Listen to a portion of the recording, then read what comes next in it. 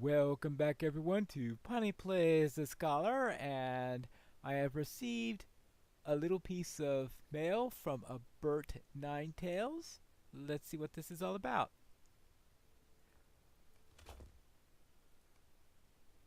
Let's read the letter. Sun Yellow, I have heard tell that you are looking to make yourself a mark and presents known. That's quite admirable.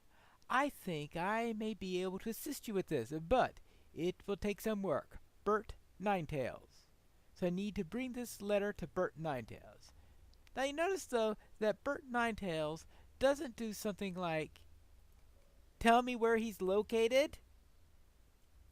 Or maybe he did, and I didn't understand all the words of the letter. After all, I have been asleep for 3,000 years. And little details such as where Bert Ninetails lives may have slipped by me because, let's face it, Bert Ninetails isn't exactly an elven name, so I'm going to assume that it is one of the shorter-lived folk that wrote said letter. So how do I understand this letter? Ah, that means we'll need to start to discuss matters such as writing. But before we do that, we need to speak with Golfy here, who seems to want our attention. Now, he's the one who told me that I had a letter, so therefore, I suspect he knows where to find Bert Ninetails. Come and stay a moment. Your confidence and memory improve, Sun Yellow. My memory better improve because I need to remember how to speak with you guys. Yes, and both are of great importance for a minstrel such as you. The more tales and songs you can remember, and the greater the skill in which you can write them, the brighter will be your fate and that of your companions. I mean, let's face it. I can remember the Second Age. Well, never mind. There is an inn, a merry old inn, located in the town of Bree, far from the east in the Bree land.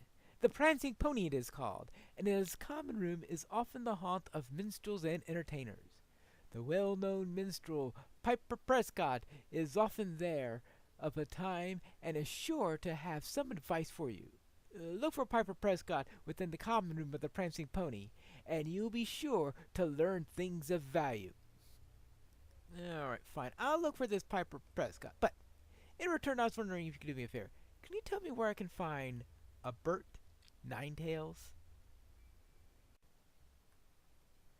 Ah, here's a guard. Maybe he'll know the way to the Prancing Pony. Hello there. You know how to get to the Prancing Pony? What can I do for you? Yeah, I wish to know the way to the Prancing Pony. Alright, thank you. Alright, that means he said it'll be out this direction.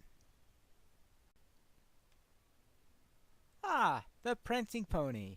And wasn't I supposed to talk to the innkeeper here? Something about a guy named Strider, I believe.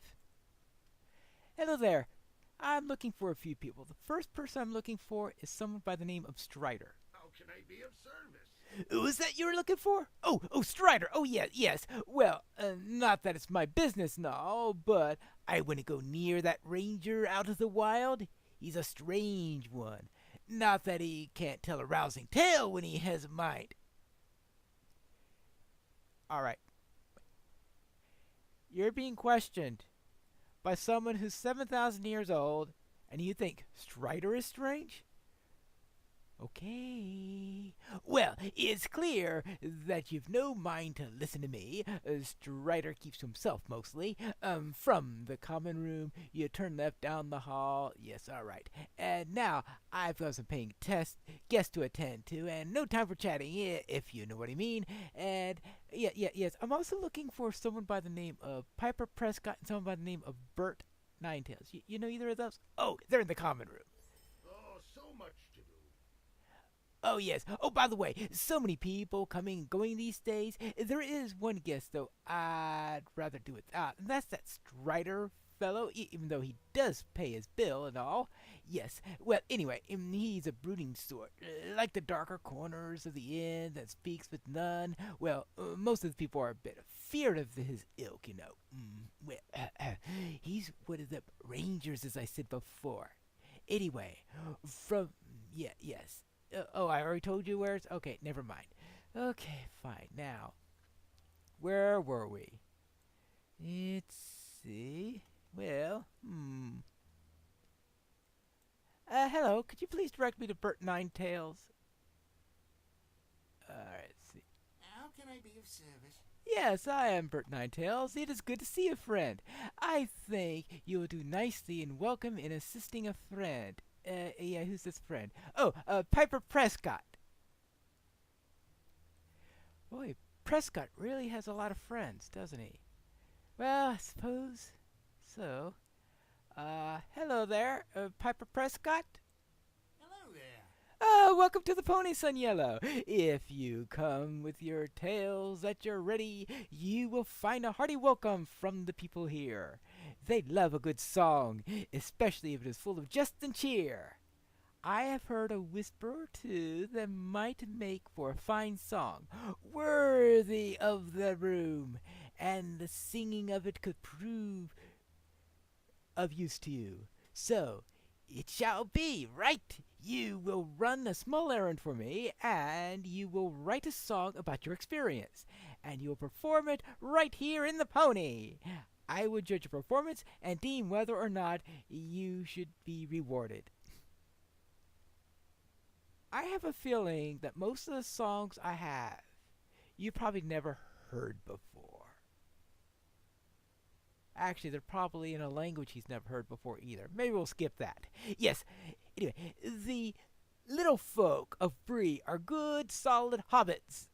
What's a hobbit? Oh, you'll know in a moment. Yes, anyway, there's nice, solid hobbits, but occasionally one of them gets into trouble. Yes, such an occasion might be brewing, Sun Yellow. For I have heard that Leland Underhill has gone looking for the hideout of the brigands that stole something precious of his.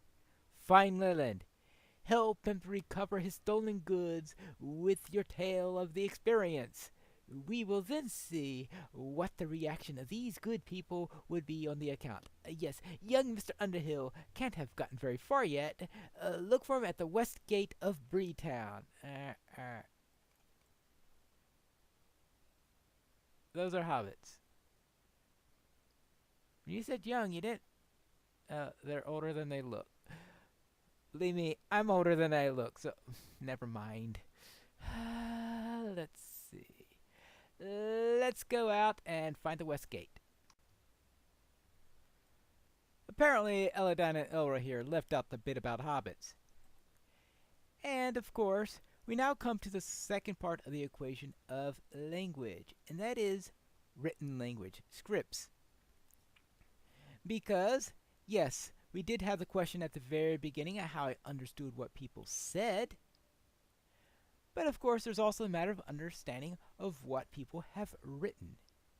Now, written languages are often more conservative than unspoken languages, so that helps a little bit, but 3,000 years, most likely a written language has also gotten to a pretty incomprehensible state with these people, so I presume that Eladon and Elro here have managed to also give me a letter in the modern writing style. Now, from all I hear, Westron writing is loosely based on Elven writing, so that helps. But the question is, how conservative are the letters? Because how exactly you write your letters and this like that does evolve, at least without the printing press, because the written forms that we have became stabilized as a result of the printing press, because publishers like to keep a consistent typeface. But before you had the printing press, it changed a lot. And the only reason why we can understand Roman carvings these days is because when they settled on uppercase letters, they settled on what they found on the Roman monuments. This guy seems to match the description I was given of Leland Underhill And yep, he's certainly not what you call the tallest fellow around here. Oh, you're a minstrel! Oh, that's wonderful. I am about to undertake a little adventure, if you want to know the truth. Some no good brigand stole something of mine, and I'm going to go into the hideout and get it back. Oh, if you don't mind, I could use your help. If you want to write a song about our journey, so much better. Let me know when you're ready, and we can teach those villains a lesson. I know what cave they're hiding in. Ha ha. All right. Well then, let's go and teach some brigands what for.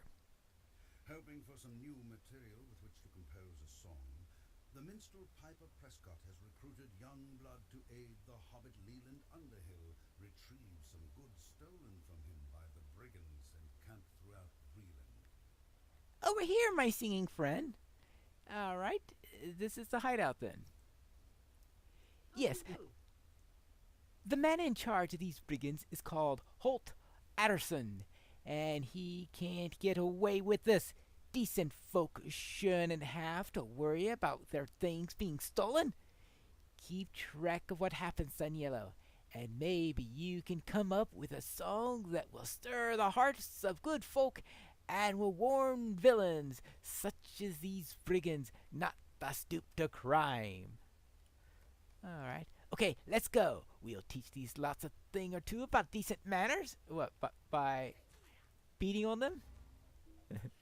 I give up! I give up!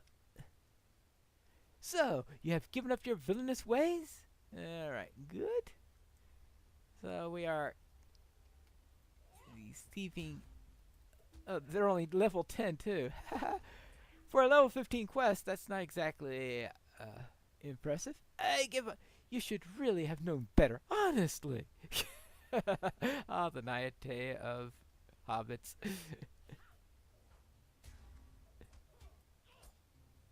I give up. I give up. Yes. Someone needed to teach you a little bit of courtesy.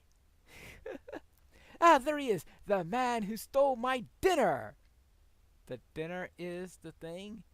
I was just about to cook that roast, Holt. It belongs to me now, you puny fellow. Teach them a lesson. Yes, boss. Oh, he's level 12, but he gave up too. That's it. He's only a normal? I stole it fair and square. You can't have it back.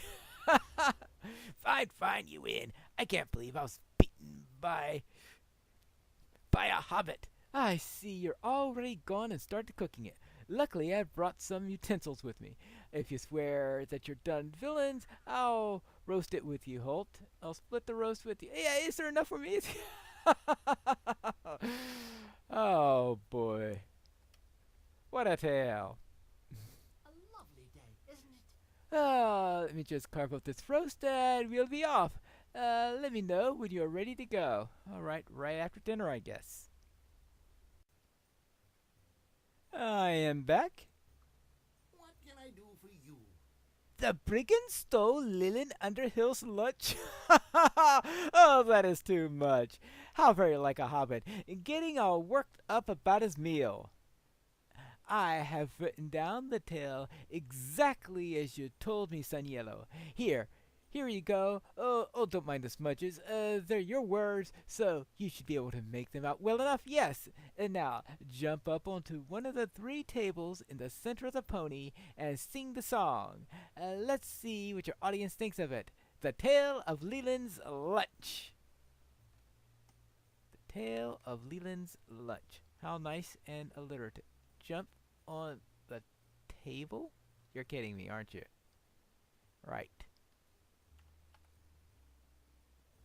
Okay, now let's sing a little song. Yes, we took the lunch and we found the brigand cave. We went in deep. We challenged the brigands and yes, great song, well sung. All right, good. I'm glad they thought so. course, they only had to hear it in game. They didn't have to hear the player sing it. Thank goodness for them. All right. Okay, how was that? What can I do for you? Well done, Saniello. Well done. It is obvious that your song has been well received by the company, and I dare say that you have learned a valuable lesson. What, that hobbits like their lunches? Well, yes, that too. Though you are a minstrel, you cannot merely observe the actions of others. You must be an active participant, Saniello. Boy, I could really make some great songs of the Battle of the Last Alliance then. Yes, the bravery of Leland Underhill may be remembered by this company, but you and I will not forget that you two faced the brigands with him, and their blows were directed not only at the subject of the minstrel song, but at the minstrel as well. You're going to need something sturdy to protect yourself with it if you are going to be in the thick of things from now on, Saniello. You had better get used to it. Oh, believe me, I'm used to it. I just don't want to go through another 3,000 years of sleep. That's all I gotta say about that. Let's see. Here's a minstrel's friend. Yes. And we don't need that, but I will be needing this. And this is quite a nice upgrade, especially since it has will and vitality instead of agility. There you go. And that's done, and that's done, and that's done. So that took care of Piper Prescott, and that took care of Bert Ninetails. Now I guess we have to go and find this Strider fellow. Hello there, I'm looking for a ranger called Strider. Your tidings are grim. If Scoregrim escaped, then we can assume that he'll want vengeance. Given time, he and the Dour Hands will regroup. You are brave to stand against him, but I'm afraid we'll need use of your courage once again. What does Strider want us to do? We'll have to find that out in the next episode of Piney Plays the Scholar.